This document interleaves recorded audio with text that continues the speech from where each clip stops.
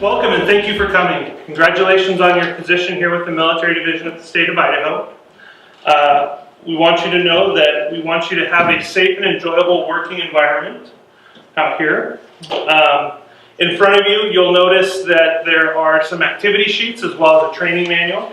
If you want to follow along today, the training manual will outline a lot of the activities and objectives that we'll go through today. So it's your first day. It's kind of exciting. It's a new job. Yeah! But it's also a little intimidating because it's a new working place. There are all kinds of new rules and people that you have never met before. And how do you know how to interact with them? And how do you know what is appropriate behavior and whatnot? Well, we're going to go through some of that today. But as we go through this, what I want to do is make sure that each of you know that I would really appreciate it if there's something that you don't understand or if you have questions, please speak up. Let me know. We want to make sure that this is an environment that fosters communication. This is a safe place. Also, we want you to understand how these topics will affect you personally in your day-to-day duties as in your new position. Basically, we have two overall goals that we'd like to achieve today. The first one is we would like you all to understand the values and the mission of the Idaho Military Division. And so we'll go over some background information about how we're structured and what our goal is as an organization. And additionally, we'd also like you to know the safety regulations and the policies that will really govern your employment out here, which we hope is long and prosperous. And it's not just enough to know these policies. We really want you to be able to apply them to daily work situations that you might encounter. So now we're going to do a little bit of an icebreaker activity. I have this fun board here, and we're going to go around the room, and if you could just do a quick introduction with your name and who you are, and then give me one trait or characteristic about yourself. And it can be anything you want, from I wear size 15 shoes, to I'm 6'3", I have blue eyes, I like dogs, I love to golf, I love to cook, anything you want. So let's start on this side of the room. If you could tell us go ahead and introduce yourself. My name is Courtney, and I would say I'm friendly. Friendly. Thank you, Courtney. My name is Chad, I have blue eyes.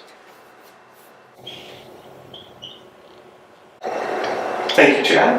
My name is Elaine. I like to cook. Thank you, Elaine. I also love to cook. It's a passion. My name is Paul, and I like to play bassoon. Awesome. My wife plays bassoon. Thank you. Hi everyone, my name is Ed, and I enjoy gaming. Gaming. What kind of games do you like, Ed? Just about anything, from dice rolling to video games. Have you ever played Killer Bunnies in the Quest for the Magical Carrot? Yes, it is extremely fun. It's one of my favorite games. Yes, I love that game. My name is Trisha, and I am patient. Well, I think we'll definitely be using that skill today because I'm going to need a lot of patience. Good afternoon, my name is Luke, and I am a father. All right, so if we were to build a composite person out of all the traits that we talked about today, we have a person that is friendly, that has blue eyes, that loves to cook and play the bassoon, hopefully not at the same time, that also likes to play games, that's patient, and is a father. Sounds like a pretty cool person, right? Individually, we all have traits that make us up. And when we think about an organization, we're really composed of the people that work here. And so the dynamic traits that you bring to the workplace really make it a fun and enjoyable place to work.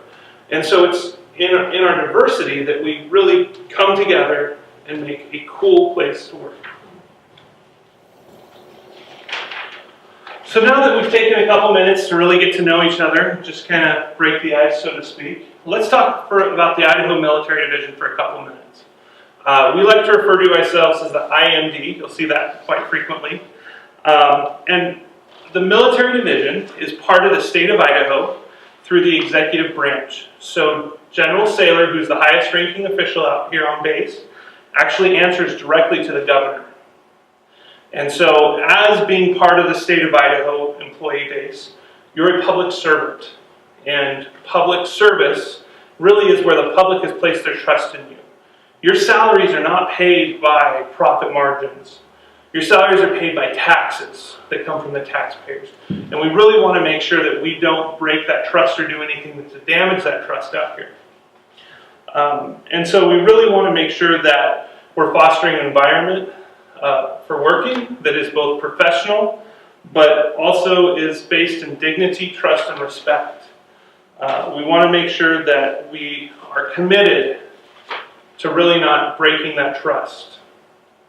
We're going to go over several policies today and make sure that you're familiar with them, because they should hopefully give you guidance for what to do if an awkward situation happens, and hopefully steer you in the right direction so you don't put yourself into a bad situation.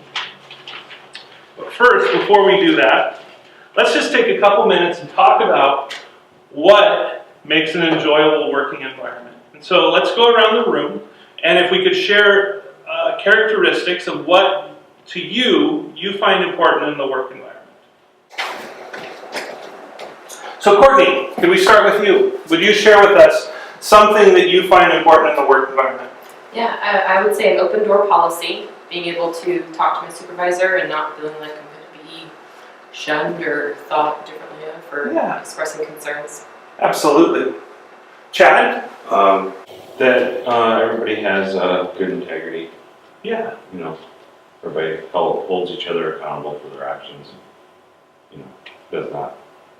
Absolutely. Elaine, is there anything that you'd like to share? Communication between fellow employees as well as respective departments. Excellent. Excellent. Paul? Access to office supplies. Excellent. Well, that's one that I'm not sure if we've outlined that in the policy, but so far everything else has been items that we'll talk about today. As far as the office supplies, I think there's a pretty nice store in Building 600. If you're ever looking for stuff, they have a nice cache of paper clips and pens and paper. So you can always find some in Building 600. Ed? There's the ability for, sorry, the word failed me all of a sudden, but just for everyone to get along, just to be able to communicate with your partners and stuff like that, and to just have a comfortable working environment, not a hostile one. Absolutely. Absolutely. Yeah. Tricia? Respect, just mutual respect, so that you know whoever you're working with has your back and you can trust them, and they know that your job is important as well as their job. Absolutely. Luke? I think focus on education and staff development. Love it. So a lot of the common themes that I'm hearing are communication, trust, integrity. And those are some of our core values out here at the military division. And they're reinforced with the policies that we're going to go over today. Before we get into those policies though, we're going to play a quick game. Now, there's only 2 rules that you have to worry about. The first one is you're going to play with a partner, and you each have 12 cards, 6 X's and 6 Y's. The second rule is that you'll follow this payout schedule. Now, everything else, you can choose to talk to your partner about and figure out how you're going to play it. Our cards place down blinded. So will you know what your partner is playing when you go to play your card? Do you take turns going first or second? All these types of things you can work out with your partner. So let's go ahead and get in those partners, and we'll play the game. And when we're done, we'll get back and discuss what happened and how you feel about that and what implications this might have for the workplace.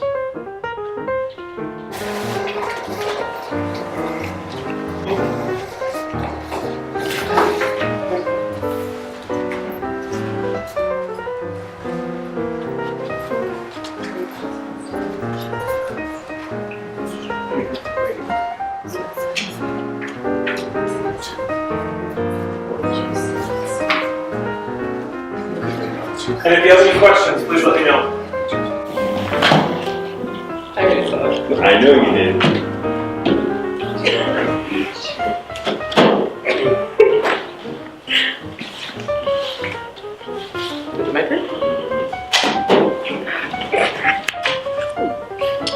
It's your turn.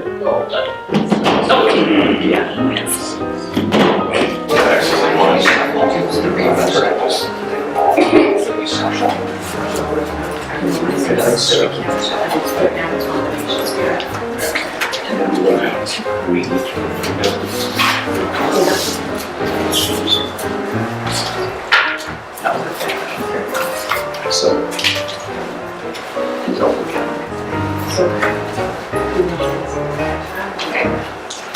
so don't look at me.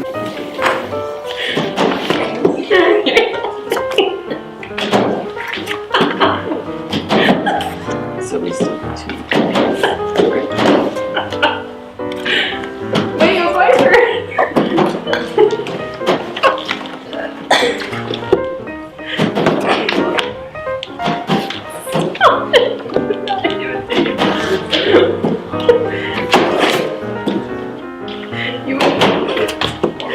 That's right. Am I? Yeah, it is.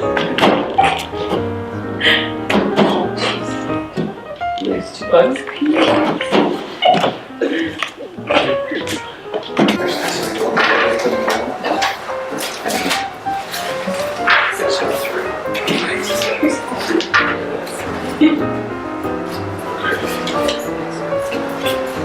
Okay, so now what's this?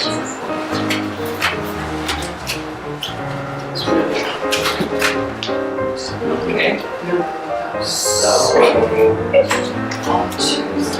Who's? This is my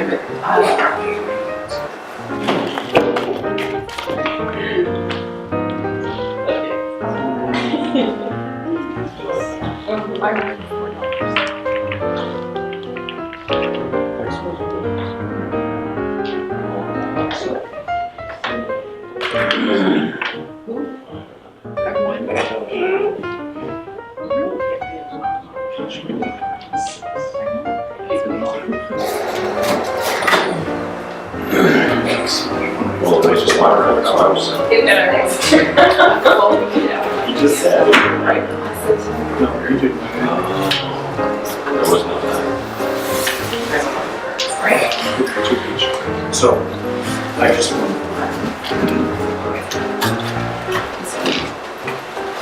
This card goes.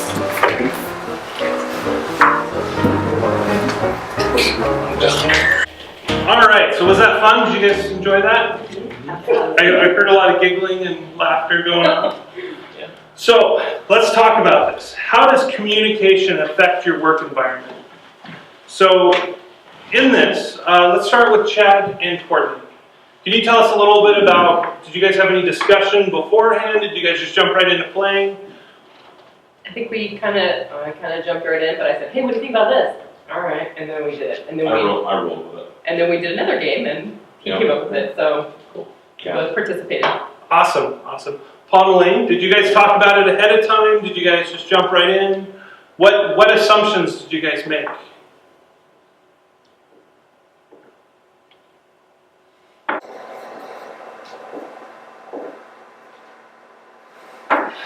I don't know, it was interesting, you had to listen close, because as you were both deciding what might happen, you had to be very alert, not only to what you were going to say, but what they were saying right then and there, otherwise Absolutely. it all fell apart. Absolutely. And Tricia?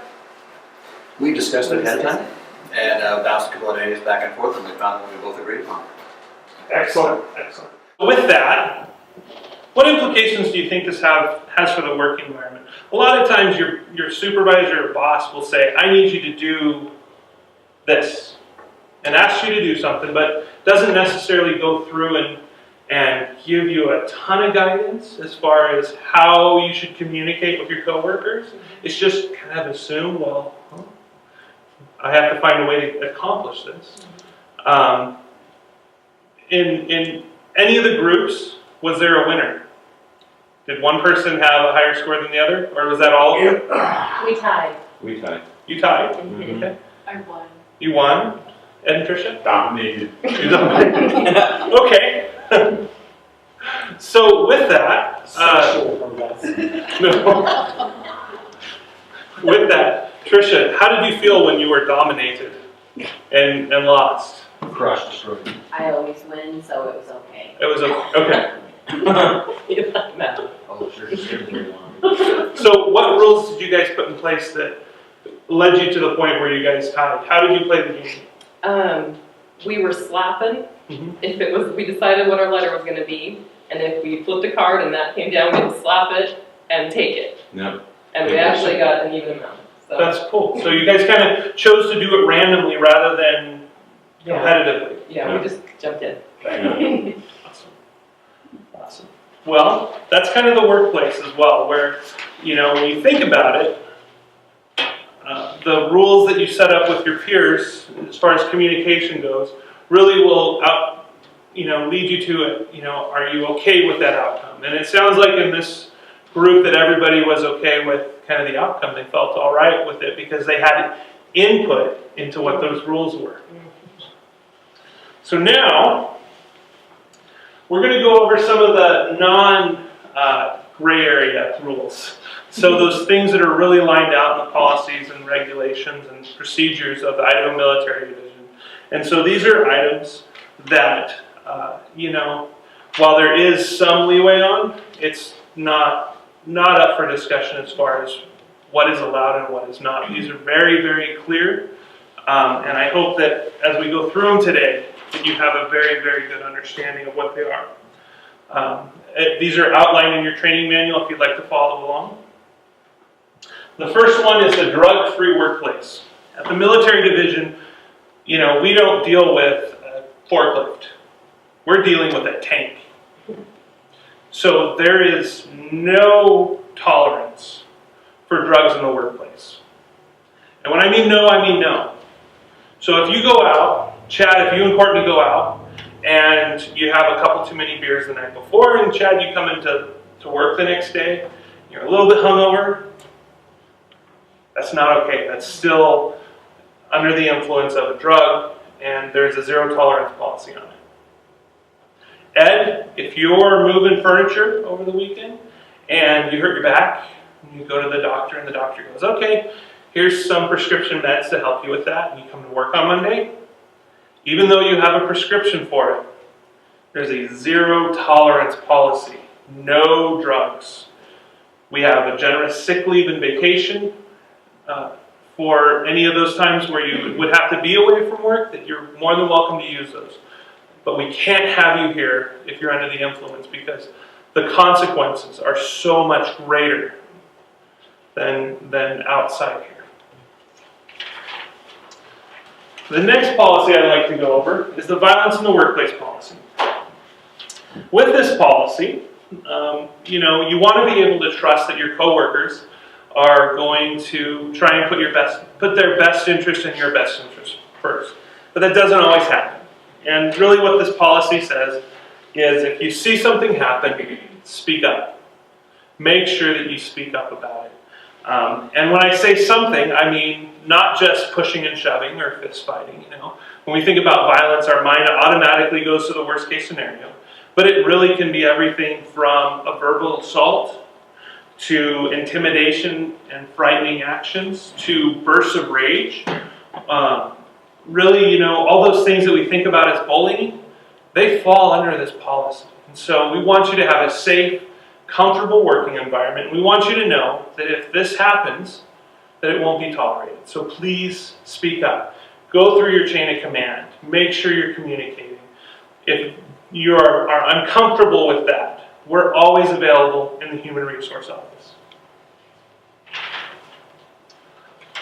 The next policy we'll talk about is the sexual harassment policy. Kind of goes hand in hand with the violence in the workplace policy. Again, sexual harassment will not be tolerated. We have a zero tolerance policy on it.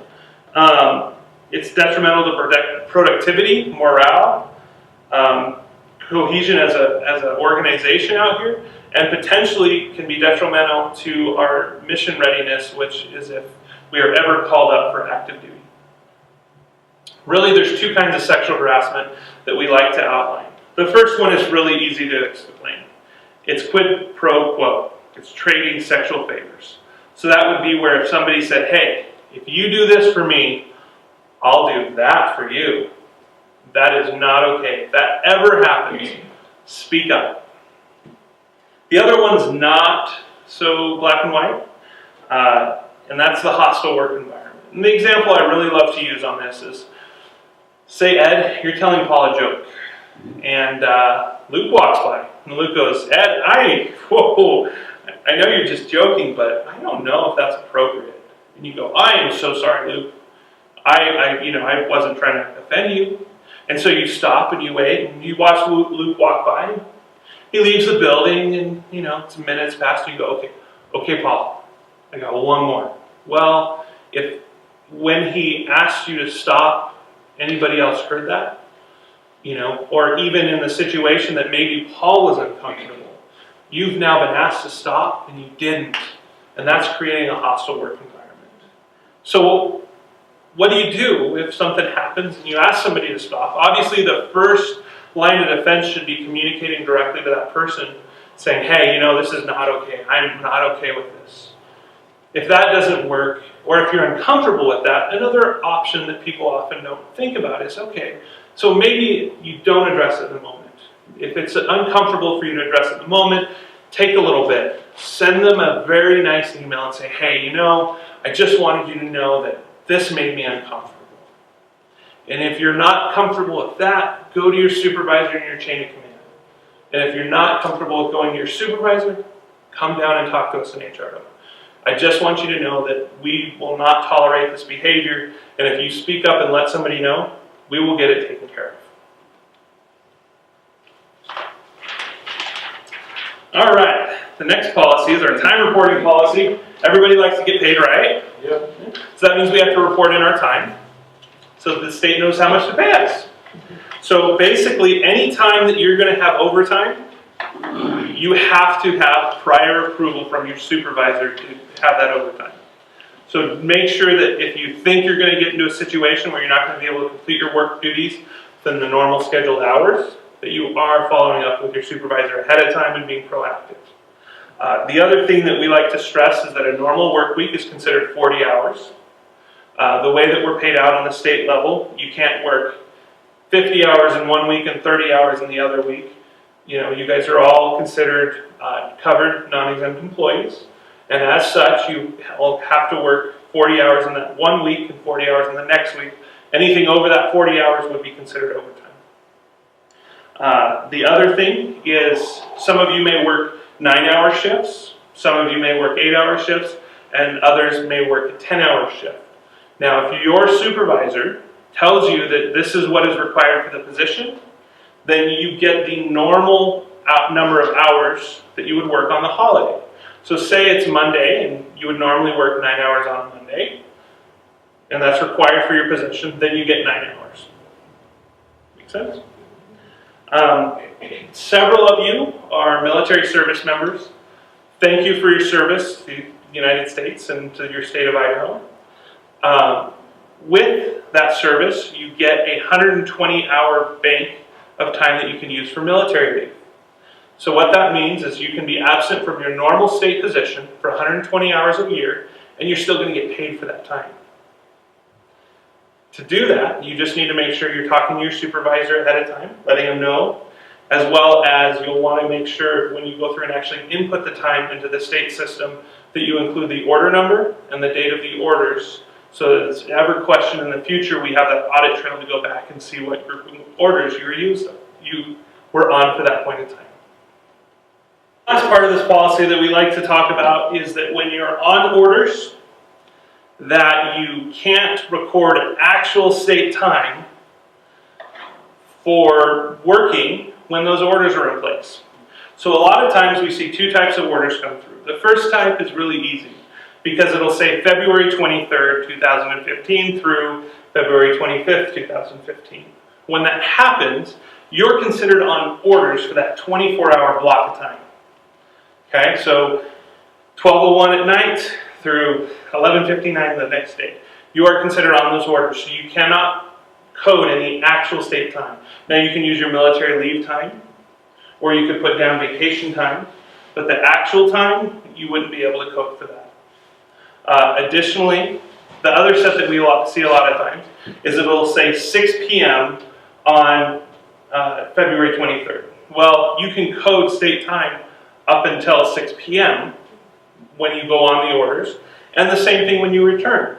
If it has 5 a.m. on February 25th, then any time worked after that 5 a.m. could be recorded as state time. Our next policy that we'll talk about is one of my favorites. It's our newest policy. It's the privately owned weapons policy. Basically, this says one thing. If you have a weapon, leave it at home. The only people that are allowed to have weapons on the base are those that are issued them for their normal course of duty. So our security forces are the only ones that are allowed to have them on base. So even if you have a concealed weapons permit, you cannot bring that weapon on base. And we do have a zero tolerance policy on this as well.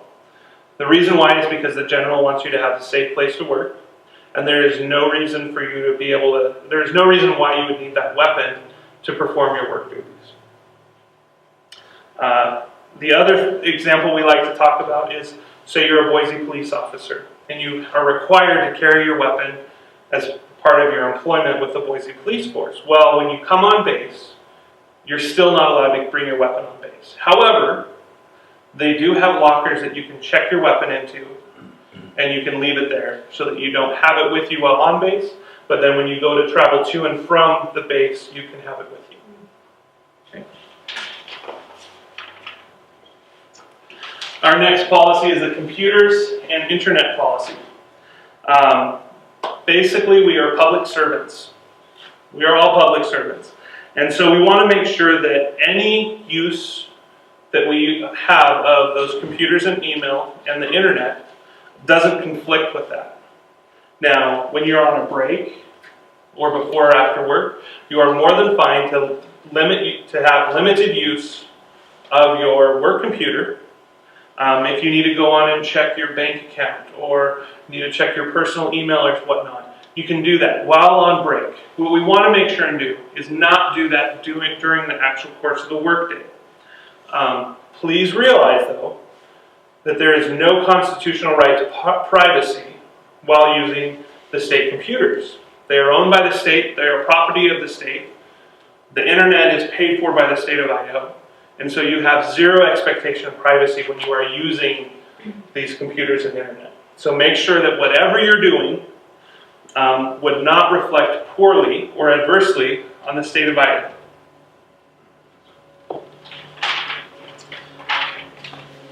The next item that we're going to talk about is our Code of Federal Regulations memo. This was issued by the General in response to actual scenarios that happened that resulted up into people being removed from their command and losing their position. Basically, what this memo says is that public service means the public is placing their trust in you.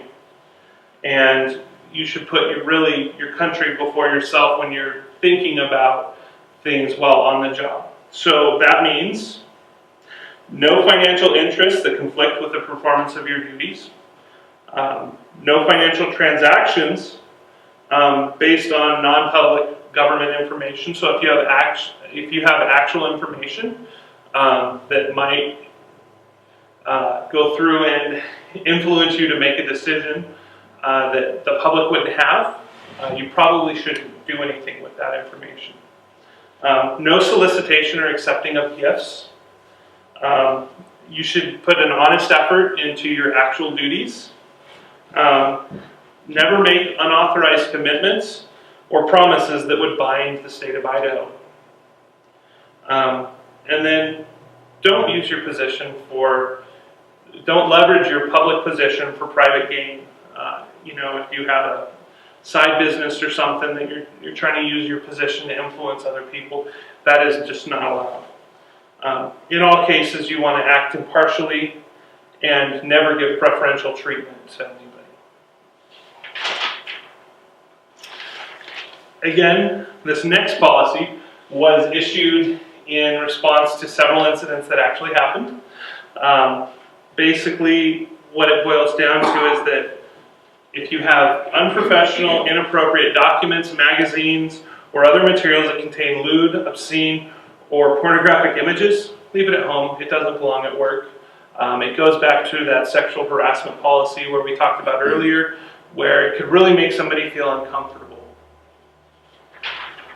Okay. So next we're just going to take a couple minutes and we're going to do a mind mapping activity. So each of you has a policy and a map in front of you. And what we're going to do is you're going to read through your policy real quick and jot down the 5 things that you think are most important about it. Okay? When we get back, we're going to discuss a couple things. We're going to discuss what would the workplace be like without the policy. How do you see this policy benefiting you in a positive way? And do you have any experience that you'd like to share with the policy? As in, hey, you know, I was working at this job and the mechanic next to me, he had this nudie calendar that really made me feel uncomfortable. You know, if you have any experiences like that that you'd like to share, we'd love to hear them. So go ahead and we'll start working on those mind maps. If you have any questions, just let me know.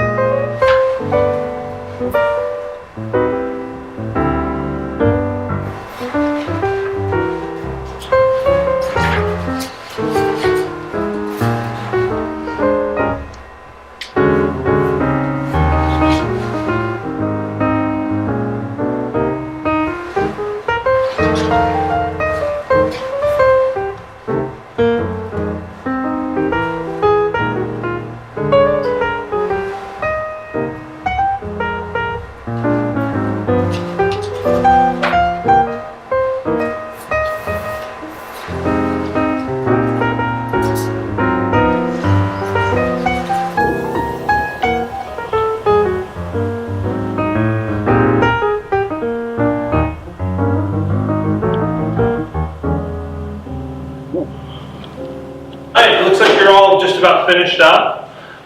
Let's go around the room. Ed, will you start us off what, if you could just tell us what your policy was and then share any information that you might have wrote down or think is important or any personal experiences you have with that.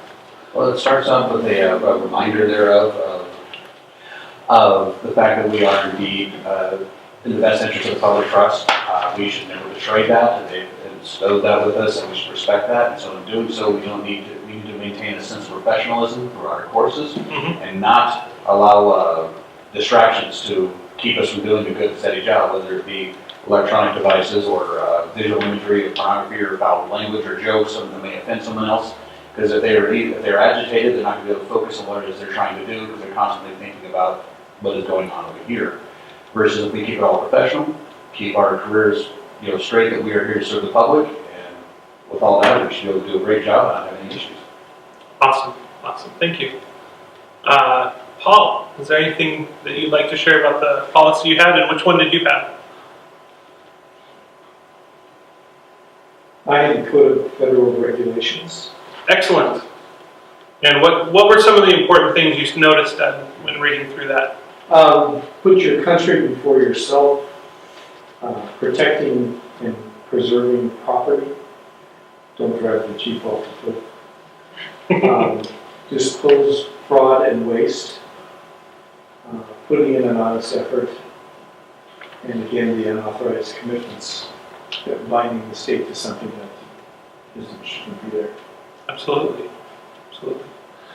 Tricia, do you mind sharing about which one you had? Yeah, I had the Code of Federal Regulations as well.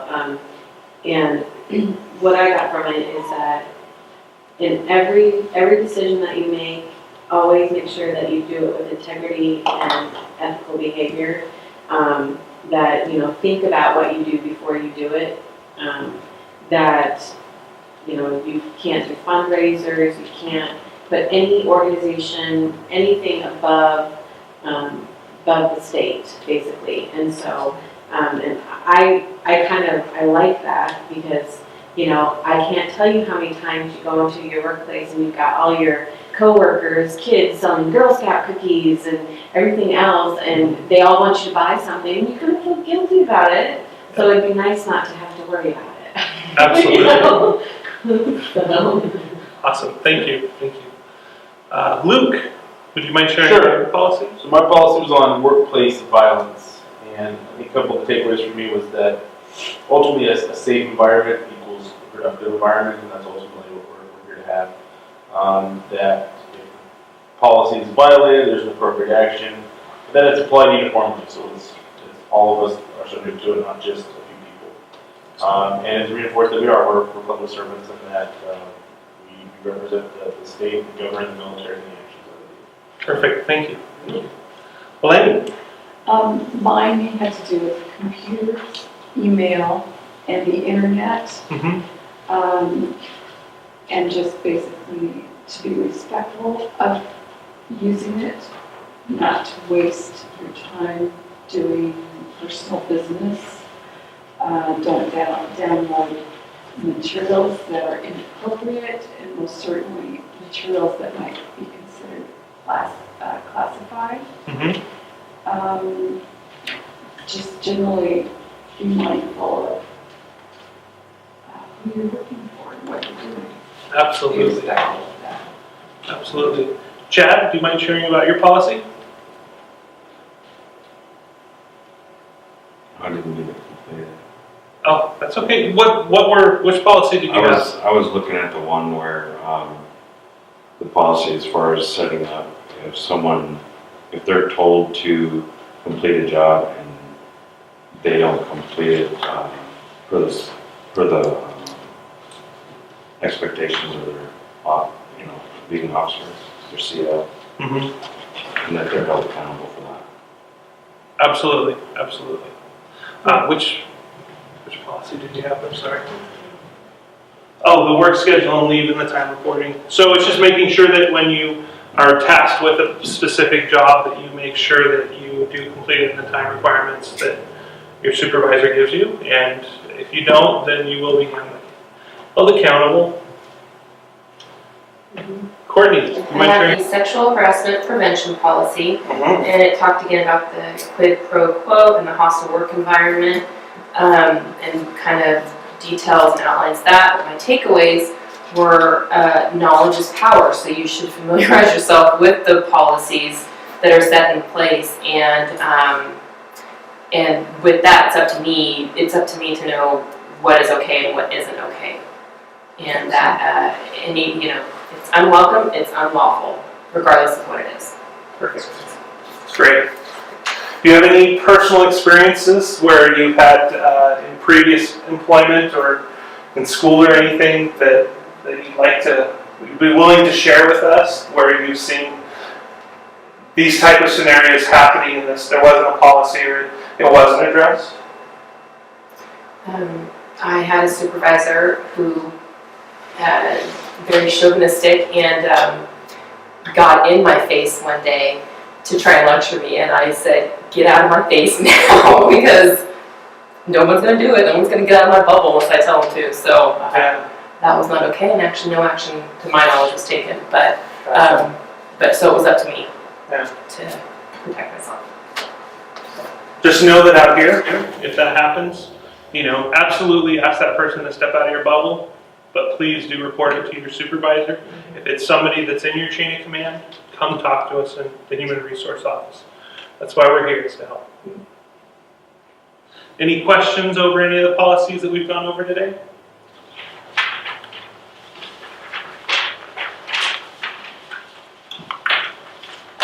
All right. With all of these policies, if you're ever having an issue out here, the underlying theme is that we want you to make sure that you're communicating with your chain of command if there's something going on that you're unclear of or uncomfortable with.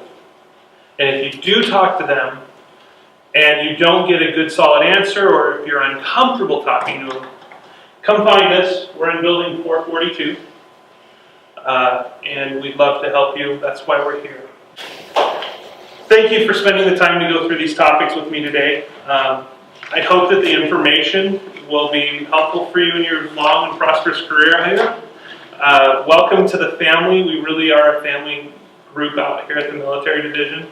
The longer you're here, the more you'll know the extended family that we have. Today we discussed several policies and how they will affect you in your career. And we look forward to you being a long and productive member of our family. Remember, if you ever have any questions, come find us in building 442. We don't get a lot of foot traffic, so we love it when people come in, even if they just pop in to say hi. So, thank you. Thank you.